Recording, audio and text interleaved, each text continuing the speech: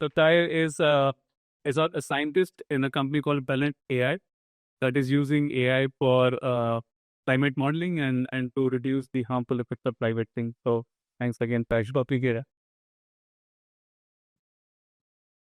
So yeah, my first question in any order you can feel free to respond this, and this is more of an introductory question is what is AI, and if you had to explain what is AI to a 5-year-old, how would you explain?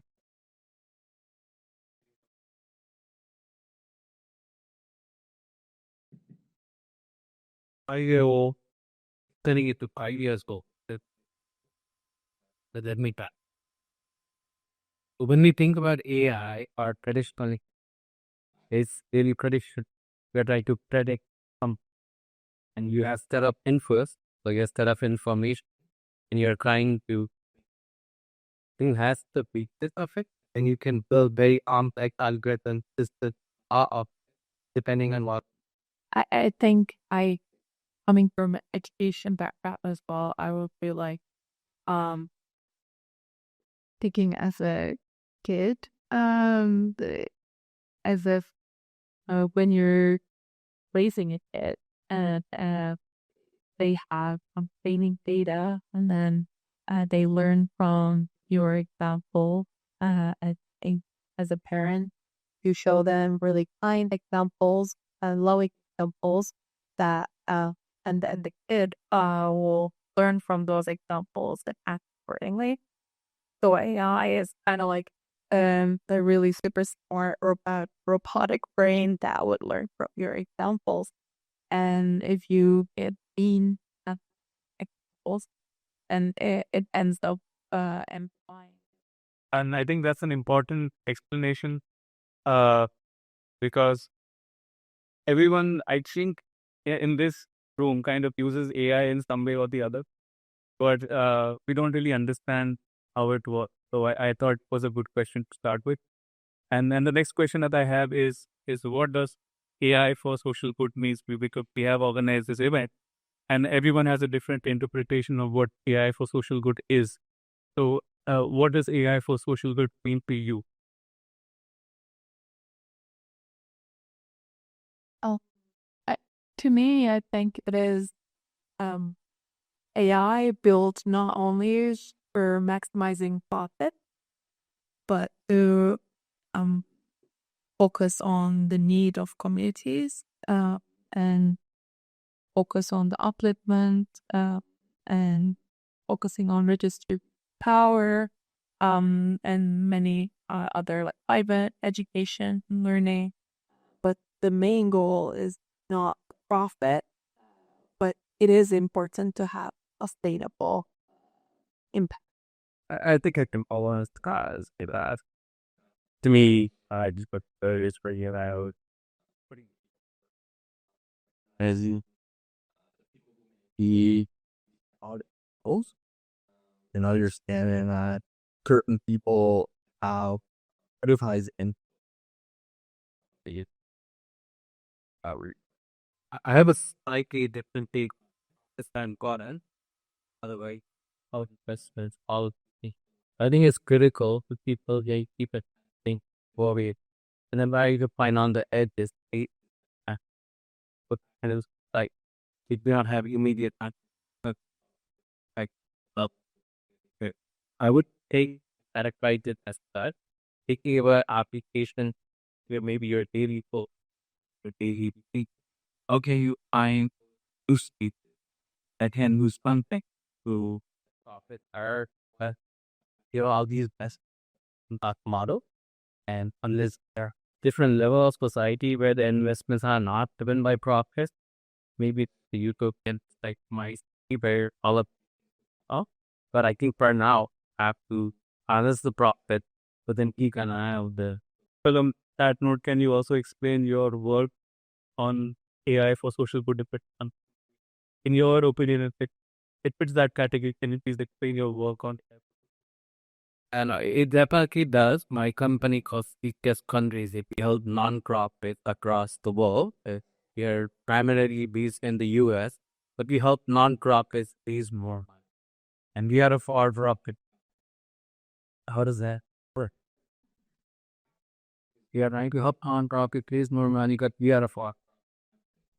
We are driven by the mission of all the They are our primary. We think about the things that we definitely want to help us you. And that's all. Without financial backing, it's very hard. So the way we do it, we obviously have a formalized ways of log on nonprofit, media size, media size, and still live really large non. I was quickly going and helping India. When you think a non-profit, think about social worker playing on community, okay, schools. Maybe they both have good income, full livelihood. The non-profits in the US that think about this source not. They have dedicated program on our country. And when we take up countries, it's not a high-hearted and not big mega 200 and don't billion per well, and the other visit is 500, right? Same things and criteria, it is the many. But Kumai go, I NP US 9, who think of data on property, and I go identify cross, meaning people who are more like to go to the predictions that who is both like, and then we're eyeing at with that time. And then when a non-profit comes to us and say, is it possible for us to fight? We're able to look into their data, their known universe, and identify from how we. That's our application of traditional DI sense. We are prototyping all the things that we should very also meaningful for which we got it on how some of those metadata up. But that's really in the prototype stage. Now, how can we maybe it can Spas, thank you for that perspective. So, Kyle and Merve, you can also describe your work of AI. Now, that's static. Oh, so I am doing my PhD at Stanford, so I am a researcher and I work in two fields. One is mental health and the other one is education. So for mental health, I use, I think I have two paths. One is I study AI companions, like the one that you just built, and how, what is the relationship between learning and mental health of the users or of those AI companions over time. So that's one area of my research. And the other one is I use smartphone, use logs and large scale screen data.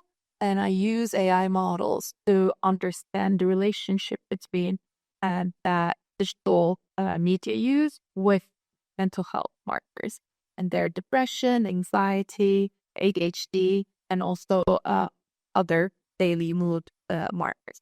So those are other two things I do in mental health. And for education, I use AI to build tutors and teaching assistants for teachers and also more personalized tutors for students.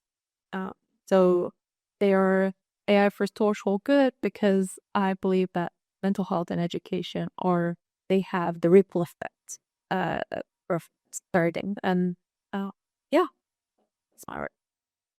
Thank you. Yeah, so I'm an earth system scientist. Company Focus. We're located there in the Bay Area.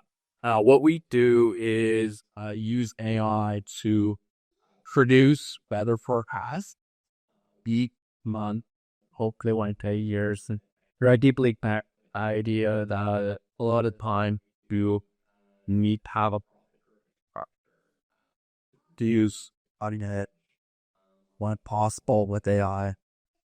And that's likely the take or the approach that we take with that is that we use a structure to produce these long range weather forecasts and then leverage all of that invasion to friend highlight data to get at hands and the data of or get at that hands and at data and land of represented.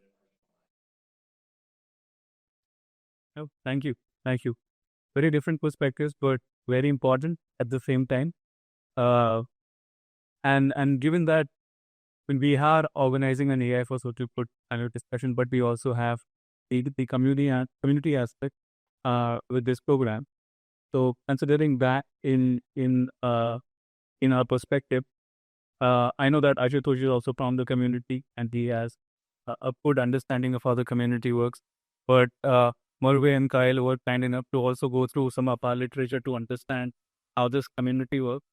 So, with your understanding of, and maybe Ashutosh can go on first in this one, because with your understanding of how the caste system works and the problems of the community, how do you think AI can help in addressing some of these problems that you think are most important? One thing I forgot to mention that CCS Fundraising does is also with more than 700 organizations. When you think about social good as an impact that every organization is able to do, is this, and that's the AI also. And then we translate that to the impact per question that we're asking. How can that be asked either nation or elevated? How could yeah? I have two thoughts. Money is the big factor. You need to find people and who's come out this for kindness, but they still need to put food up. We find good people, we could support them, we could have infrastructure so that they can people money is there. Maybe there are solutions that we are using as fundraising could help some of these organizations for their own non-profit create that and have that environment so that they can still. As we heard this study when I was at Michigan, you apply our energy in university rather than making gifts to specific organizations. What he does, he subsidizes all their attendance. He goes and finds all the good top working nonprofit and he gives them money without any question as you should do it. Same thing that we saw with Mackenzie's circuits that enables so many different nonprofits their work. Money is a I think that even money for him is a big and really say by the ideas that you shared earlier, how mental health but yeah, this you the people. One idea that I was thinking of meant about that how perceive that no matter what we do, you always have people who are as you mentioned coming from the community, although not directly getting impact, growing up in a good second tier city, didn't have those experience. But definitely had that chip on the shoulder that I could prove. Every word that you say has to be there up as this thing you will understand. It's like a lot of pressure on but same time, you gotta go out there and find unmiss the factor and say this is our story. So we are very thankful. That's the losing up. I'm sure you having the not of platform. I used to do that when output was a thing 15 years ago. It's like but what if we had some of these Gen AI tools and his actually good talking about where Gen AI has shown people who believe in unspecific theory, we can engage with these types of bars. These bars are actually able to convince the, whatever they're believing in.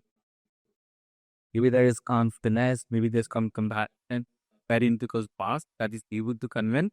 Other than that, they were to talk to us and they earth is glad that we would have a tough time convincing them. Well, but we are destroying that can. Okay.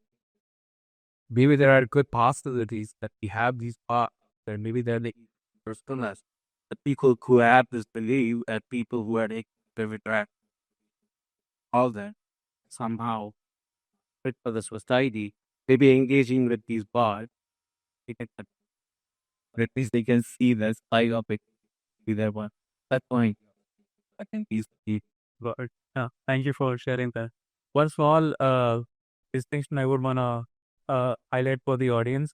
We talk about AI and then there is generative AI. So AI is something that understands the pattern, and generative AI is something that generates and those patterns. So that's and generative AI with ChatGPT and everything, generative AI has become a big buzz, and everyone is using generative AI. To the point to clarify that there are two facets of AI. One is predictive, one is going back to the question. I know I shared some of the resources of the community with both Merve and Syed. So based on your understanding of the community and the problems that are faced, what do you think is the biggest problem and how can AI be good for it? I think for us, cartoon and recognize I'm not part of this community to read as much as I can, but I'll never conquer each bear sparing.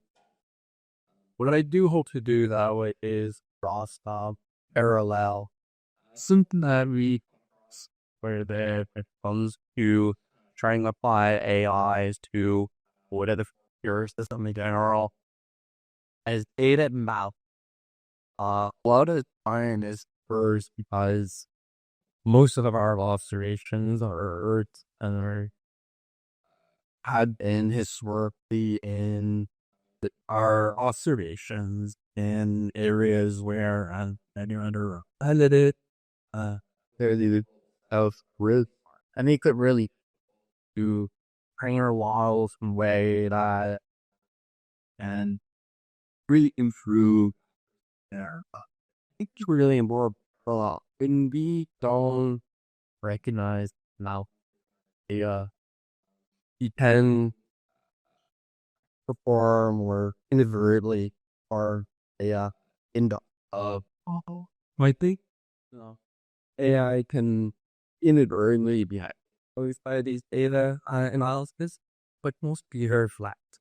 And when we're conscious of this, when we do actually problems, use AI, use a multitude of different what it's work. I think another really fiery thing on that the AI work is the accessibility to learn these tools. It really does take in advance for you to understand and learn most of the underlying ethics by AI. I think that is that still bring in as many perspectives to the knowledge. And I think that opportunity is a really important part. I think we don't have enough perspective or apply on the human side that science models. You really run the risk in the bias. Yeah, I can kind of completely agree with this, with the fact that with our community, I don't think we are contributing a lot of data to the development of each, and part of the reason being we don't have the technology to add those resources, or maybe they're not even being considered when these data are being collected and reported. Yeah, thank you for highlighting. Purvi, Shreya. Yeah. For me, I think it's just the digital media part, mental health part, and part of it. All those based on my research is one. There is a lot of digital, like it's kind of like cyberbullying, but it is targeted towards an oppressed path or a marginalized.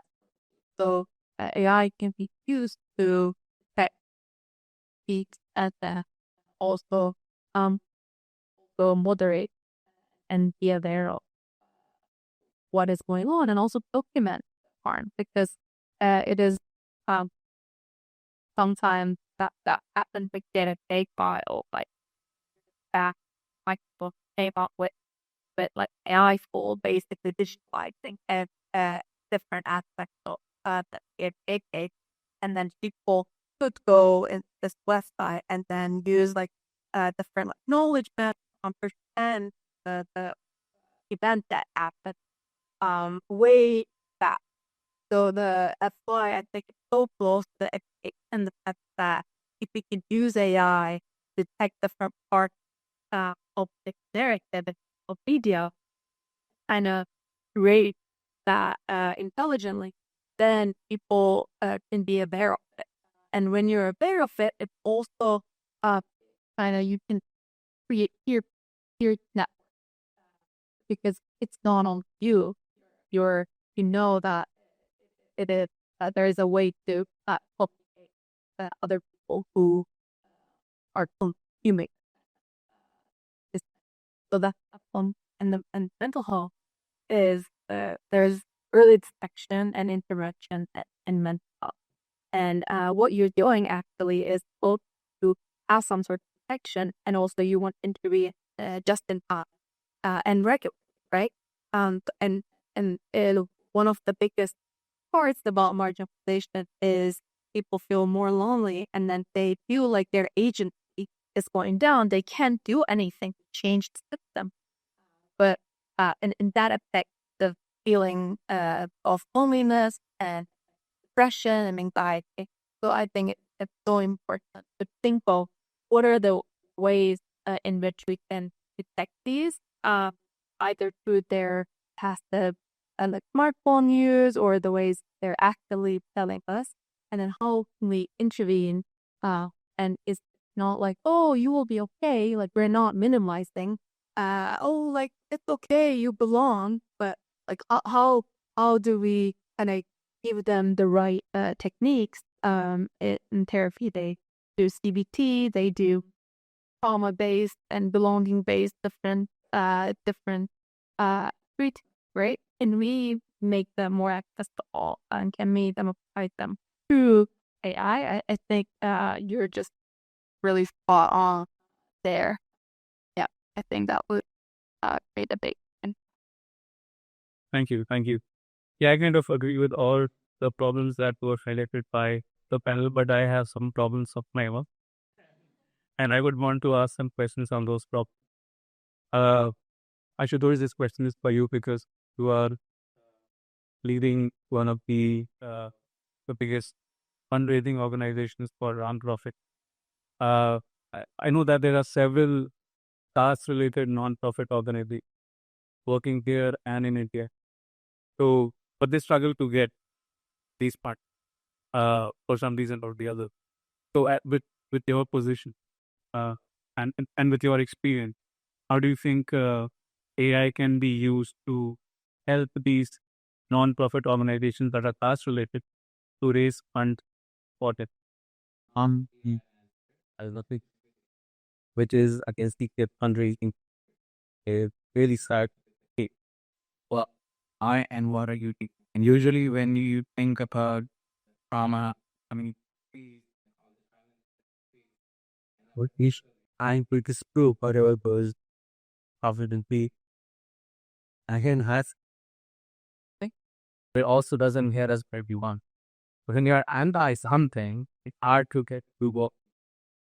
Obviously, you got it driven by hate, driven by anger, but that doesn't typically do the my when you would think about product or simplifying that message, building that here where well-being, mental health, while it was earlier. And if you're thinking about, don't you want to be part the pyramid and we will more like other the other don't think of because then you're building the case, simplifying the message as again, yeah, I answered on the earlier is I'm violent. And typically when you see how fundraising is work, it is actually very similar to any other organization, very follows that fight where 80% of money hobby you specialize in that. But if you are a really small organization, obviously you don't have think everything for the external people that want. You have high other interest are which areas for that support. If you can build some models, but you do need us out, us up. There are vendors who can give you that, but it's typically challenging you don't have any connection with that. But those have you as Kyle, with your expertise as a scientist working in the area of like primary duty uplift, I know for a fact that climate change significantly impacts marginalized communities more than the communities who have the resources to protect us. So with your role, uh, how can you talk about how AI can be used to uh, help in building policy that are in favor of providing a better climate conditions for the marginalized community, and at the same time making a stronger case for climate, because climate change is real, and you know people from marginalized communities get impacted more. So how can AI be used to benefit both? Yeah. Let me start by rewriting a lot of ways. Typically for marginalized communities, my understanding climate change and really firstly, they're the ones that are most vulnerable. They're the most impacted by what is and will occur. A second punch is they have to be something that has access to all of the reasons. A lot right now is being invested to try and understand not just why it's going to right, but what may occur. Odd right now is being researched are how far can we forget that while years in the past, writers and press trying to understand what really will occur the next 30 to 100 years.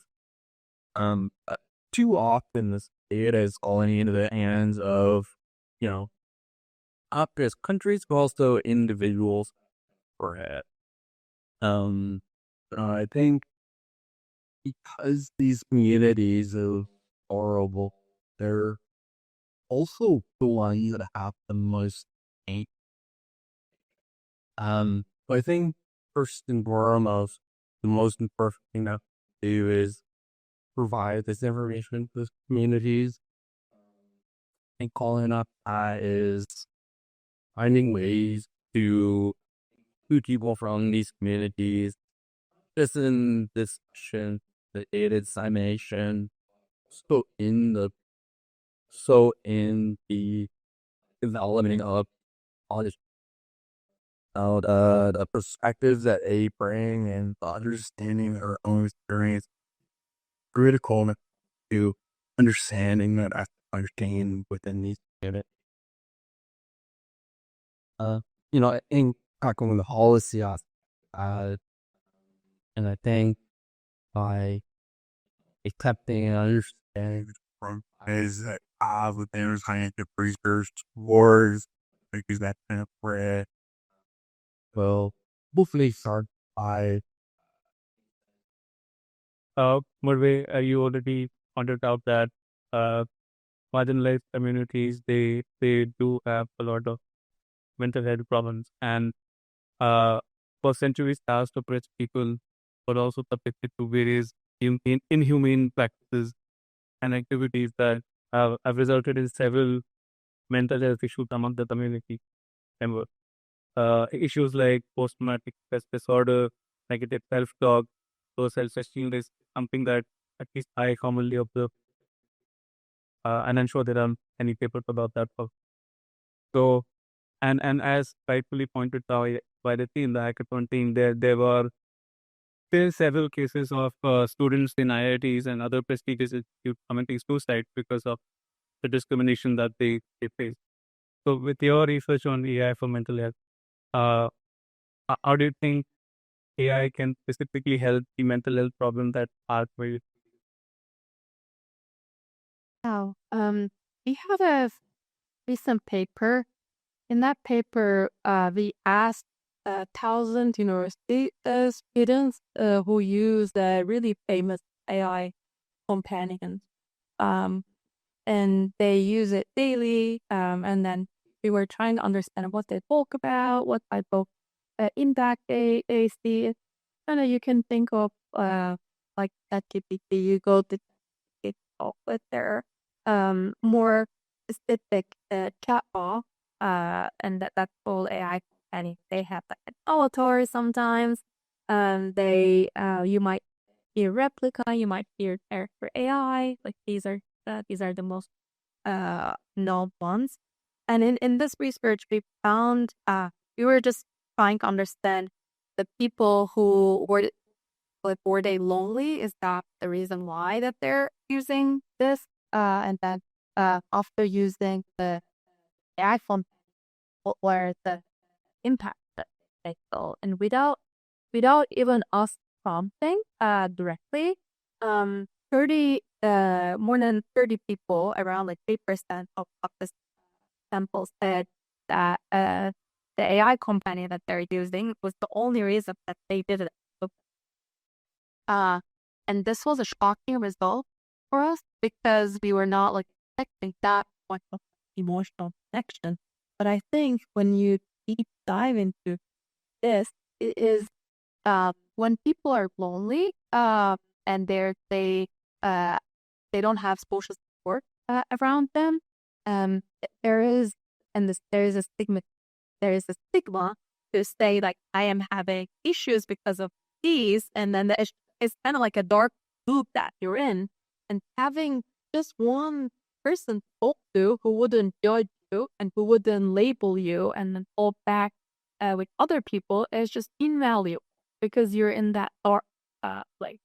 And these AI companions were that person for them. They didn't care whether that's like another an AI or like a robot.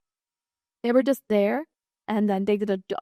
That was exactly the thing that they said. They don't judge me, and this is my friend. And you also asked, like, do you know that this is an AI? Like, or like, do you have that information? Like, do you think that's human? No, they know that this is not a yeah. So I just wanted to say that it's just because sometimes people cannot think like what type of impact these things can make. But when you're in a really dark spot, even having someone to talk to is so important. And you mentioned like 0.7 therapists per 100K people means that it's just like, and even if you find that therapist expensive, you need to go regularly, it is a huge access, also just outlet issue. So I think even if we solve the access issue through an AI companion, it would be a big impact. Yeah.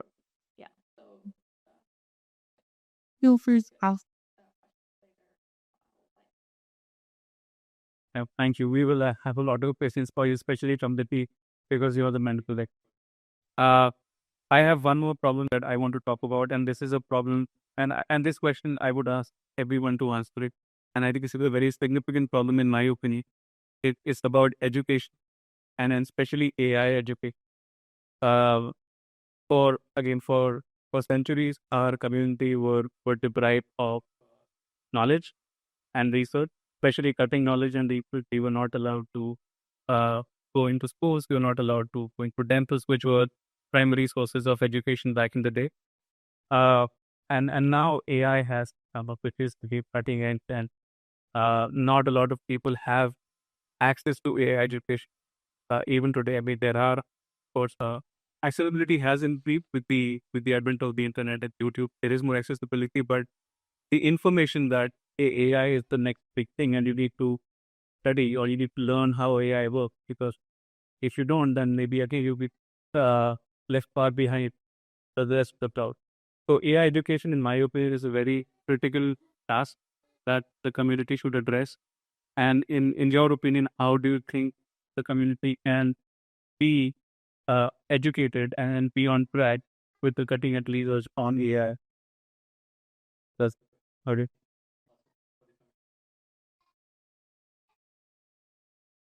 And track and learn educator or study. policy education for 16 years. I have some perspectives. One of the things that I worked on actually on my dissertation was on student education. Close to 50% of students who go into college in the US. That's a big issue because we're missing out every other person point of finishing the degree. And you use some of these tools to identify who is at it and enter in third. And in US university, this disproportionate surge for first generation students are people who might find difficulties in of love. And they're not like right in India, they call that, or you don't know how to learn, that is bad and yeah.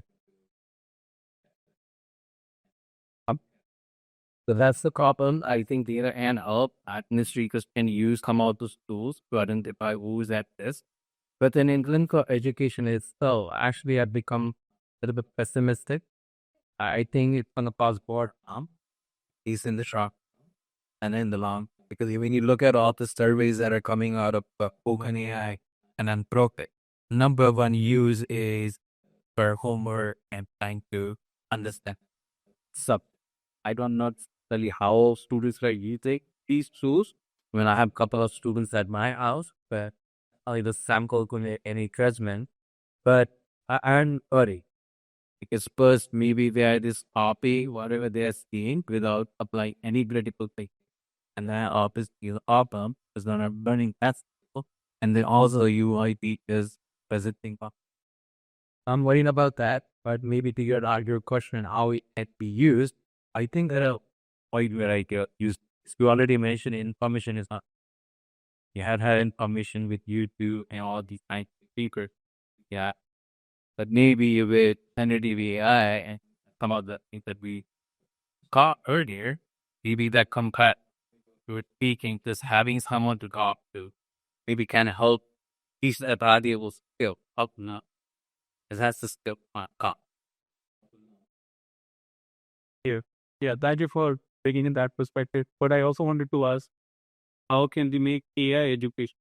How can we make our students learn and understand AI so that they can work with it in the future?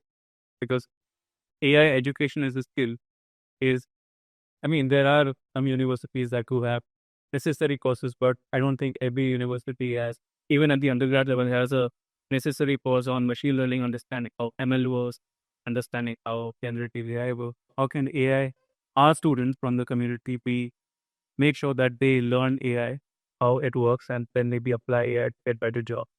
And I bet you have any thought. And this bigger question come. I can't make say it properly. Buffet that answer was health. But let's think about how rules become caster. I think I would go back to all these things. How could down hanging? That's too highly put. Because essentially you should continue to acquire knowledge, but you can't acquire knowledge easily if you don't have the skills and outlet. So I think I would start there. Just educating on I to don't any. And second, obviously there are tons and tons of resources. But generally, yet mentioning it has become quests that you don't need to be a programmer line like some program to do a sentiment anything. So combining all those resources into one thing, starting again on learning, and it's again the flipping on the Honda. Please again, maybe I think teaching machine learning or TI here might be too challenging because this doesn't have that accessibility that LLMs offer. But thinking about the use case, because I think Patrick and I had this discussion that almost everything is a half.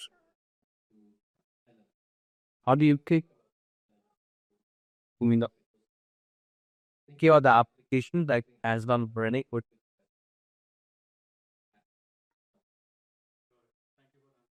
My interpretation to the Yeah, I totally agree. I am a more project-based learning person myself as well.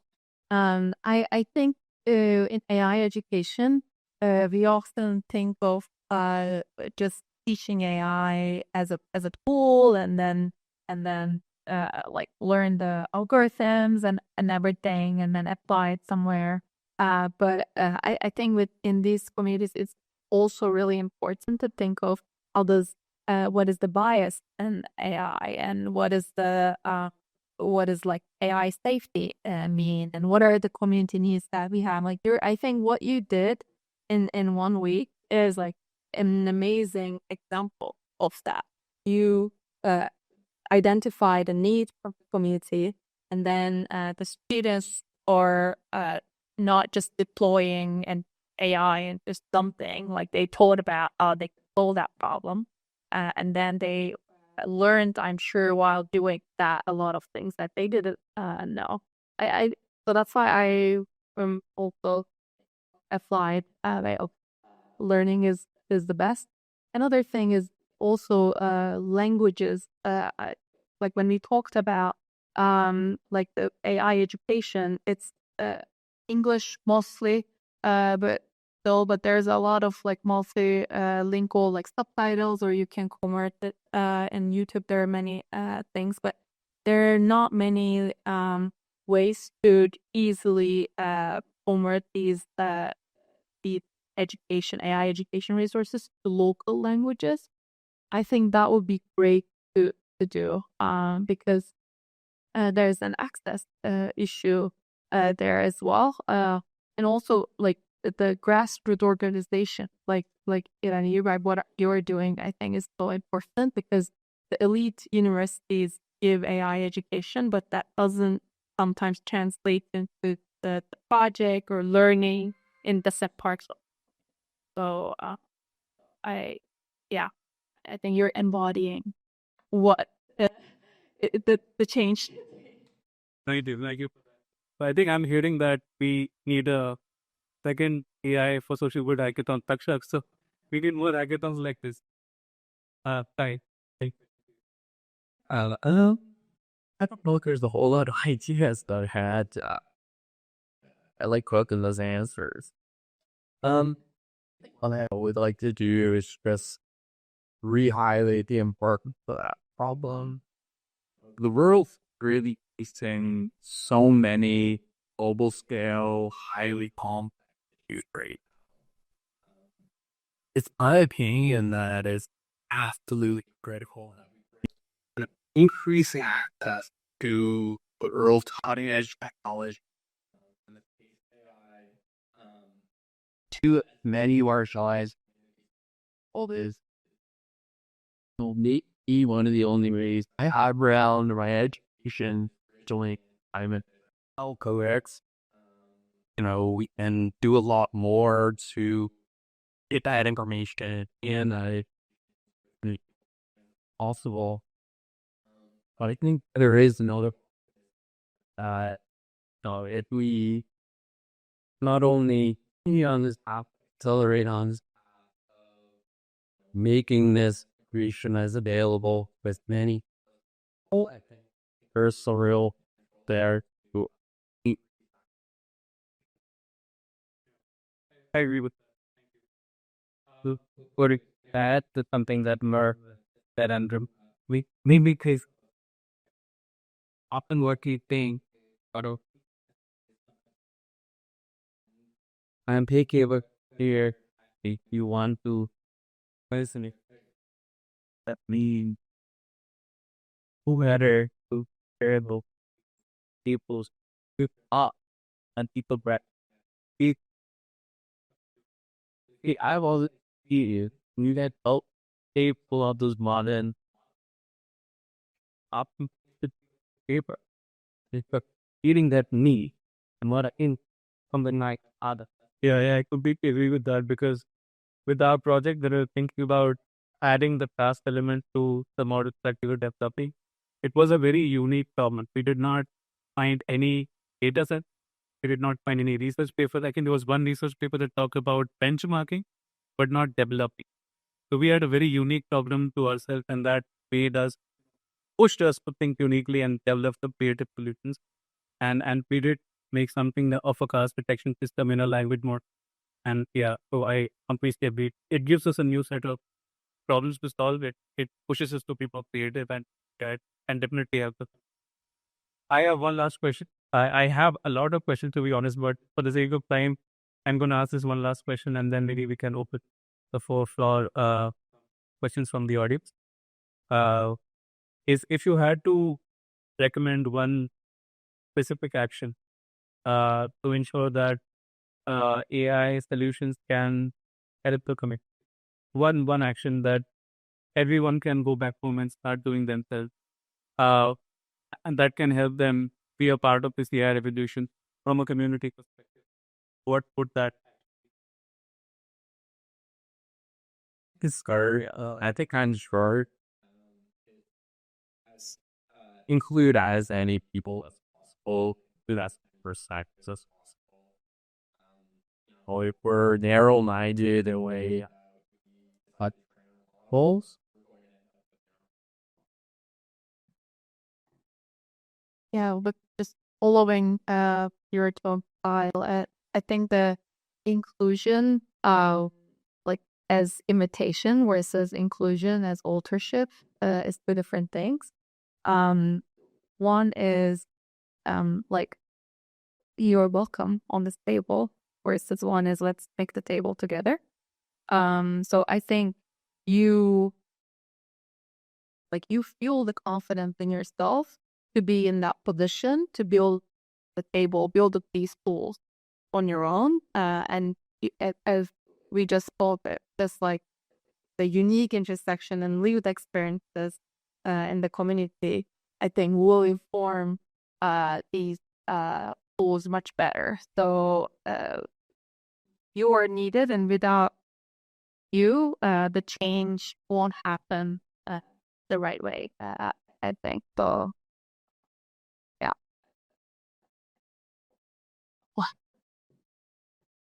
I would say this applies. I think that just keep you and you're curious about the thing you learn, and the live experiences helps take a lot. And with generative AI, has become so easy. You can be eyeing on anything, you can see all these crazy applications.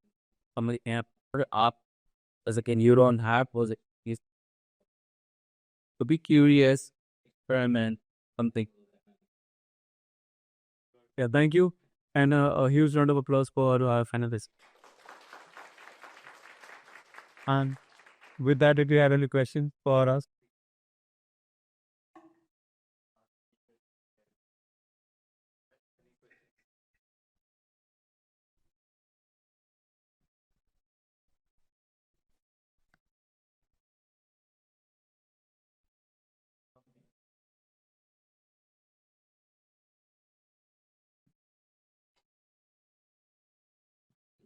So I also have a lot of questions. I will just tackle forward. So when we are talking about AI for social good, we also see on other hand that going training these AI models, it takes a lot of resources, and it becomes ultimately bad for environment in the long run. So I would like to know that what kind of approaches we can take so that the AI training or spread of AI, as we can call it, become more sustainable and not that it resource intensive. Take a little bit of that, I think. No, I think it's constant recognition where the resources are was and balancing that with growth rate. I know particular example when it comes to training AI based or whether climate laws or at the time because the actually max to be just that these current training costs to be huge the environment footprint. But what they are able to do is to base equilibs and the bottles not always. So I think that's one example of understanding of and considering that we're doing this training on how far do we want to go down this path? Is this organized? Solutions are going to add to it as a question. Right. So if you link up the current KI products that are around, and if you try to give it a prompt that it recognizes as being harmful, you all can like say this is not something I'm going to find. Curious to hear your perspective on how much of that is responsibility of these providers of technology to shield past sort of use at the application layer versus protecting it from the into the reasoning itself. It's like tricky question. Give me the analyst name. Just to reframe your question, just to make sure that I understood, it is that these AIs models, they reject the response, right? They don't want to respond to the like tricky or hostile questions. And is this something like is this something good like long term because we're like shielding people from it, but maybe it is they will learn something from it. Whereas this like this type of discourse should be like banned. Yeah, so that way to phrase it, the other trade off of the data it has got access to from the internet, and that data is from real humans who may have prejudice. So, do we want to just stress that completely to make it good AI, or want to leave it in there, have the reasoning there, but have guardrails in place so no one uses it for bad use? Like, here's an example I would like to run. So if I want to just learn about different ways a certain type of prejudice applies to certain communities, I should be able to learn that. And I don't want it to say, no, I'm not going to comment on. I hope that clarifies the question. Yes. Yeah. Thank you. I can. My is currently the models or like they can understand whether your intent is learning about that topic versus like you're directly asking something that can be like screenshot it and then get viral. OpenAI said like, go kill yourself or something like that, right?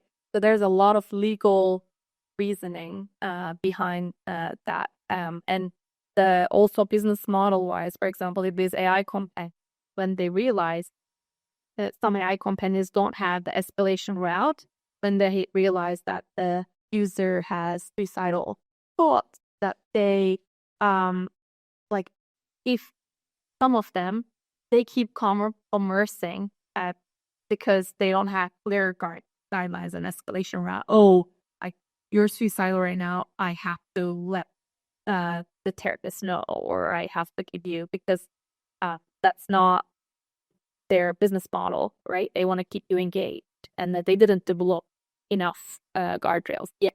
That it's still on development. So that's why I think it is really, really important to further develop where to like draw the line versus what conversations to have.